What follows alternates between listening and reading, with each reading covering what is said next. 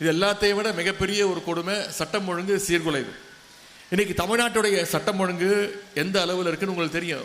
ஒரு அதல பாதாளத்தில் படுகொழியில் இன்னைக்கு இந்த ஆட்சியாளர்கள் தள்ளியிருக்கிறாங்க. இதையெல்லாம் கழகம் சார்பாக சட்டமன்றத்தில் நாங்கள்லாம் பேசணும். ஆனால் அதற்கெல்லாம் பதில் சொல்லக்கூடிய முதலமைச்சர் அதற்கெல்லாம் பதில் சொல்லார பார்த்தீங்கன்னா ஒரு பதிலும் கிடையாது.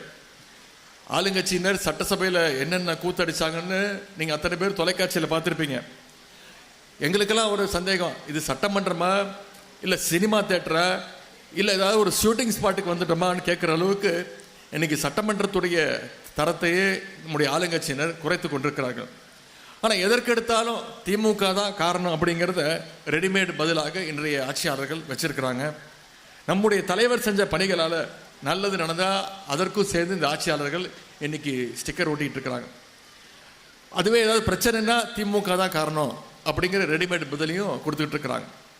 அது மட்டும் இல்லை, நம்முடைய தலைவரை சிறுவப்படுத்துகிற அப்படிங்கிற நோக்கத்தோடு அப்படிங்கிற பெயரில் நம்முடைய தலைவரை முதலமைச்சர் தேடிக்கொண்டிருக்கிறார் என்றும் சட்டமன்றத்தில் பேசினார். நம்ம தலைவர் என்னைக்கும் தேடி கண்டுபிடிக்கிற இடத்திலிருந்து நம்முடைய தலைவர் இருந்ததே கிடையாது. சென்னையில் இருக்கக்கூடிய நம்முடைய முதலமைச்சருடைய தொகுதி பெரம்பூர் தொகுதி மக்கள் என்ன தெரியுமா சொல்கிறாங்க, நாங்கள்லாம் தெரியாமல் ஒருத்தரை தெரியாதனமாக ஜெயிக்க வச்சுட்டோமே, அவர் எங்கே போனார் யாராவது பார்த்தீங்களான்னு கேட்குற அளவுக்கு இன்னைக்கு பெரம்பூர் சட்டமன்ற தொகுதி மக்கள் புலம்பிட்டு இருக்கிறாங்க. இந்த ஆட்சியில் ஒட்டுமொத்த தமிழ்நாடும் யாரை தேடிட்டு இருக்கு? மின்சாரத்தை தேடிட்டு இருக்கு.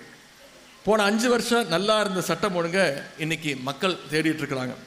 ஆகவே கிண்டல் பண்ணுறதா நினச்சி முதலமைச்சர் அவரே இன்னைக்கு எக்ஸ்போஸ் பண்ண ஆரம்பிச்சிருக்கிறாரு.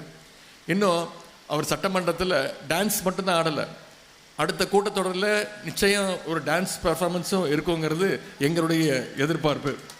ஆகவே இன்னைக்கு தமிழ்நாடு இவ்வளவு பெரிய ஒரு பேரிடரில் மாட்டிக்கிட்டு இருக்கு. இந்த பேரிடலிருந்து தமிழ்நாட்டை மீட்க வேண்டியது நம்முடைய பொறுப்பு, உடன்பிறப்பாகிய நம்முடைய பொறுப்பு. அதற்காக நாம் அனைவரும் வருங்காலத்தில் ஒற்றுமையோடு உழைக்க வேண்டும்.